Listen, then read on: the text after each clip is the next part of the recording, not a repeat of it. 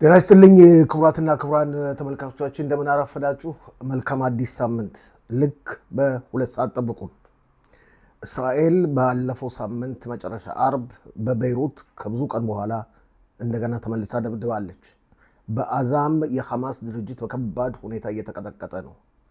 ይህ በዚህ እንዳለ ታጋቾችን ለማስመለስ የሚደረገው ድርድር ቀጥሏል ይባላል። ግብጽ ማስታረቂ ሐሳብ እንዳቀረበች እየተነገረ ነው። እስራኤል ግን ይህን አስታራቂ ሐሳብ አልተቀበለችም። አሜሪካ በየመን ላይ የምትፈጽመውን ጥቃት ቀጥላለች። ሁቲዎች በከፍተኛ ሁኔታ እየተደበደቡ ነው። በሌላ በኩል ደግሞ በኢራን ላይ ማስጠንቀቂያ መሰንዘሯን አላቋረጠችም። አሜሪካ በፋርስ ባህረ ሰላጤና በመካከለኛው ምስራቅ አካባቢ ብዛት ያለው የጦር ኃይል እያከማቸች ነው። እነዚህና ሌሎችን ሰፋ ባለ ሁኔታ ከባልደረቦች ጋር ውይይት ይኖረኛል። ጠብቁኝ።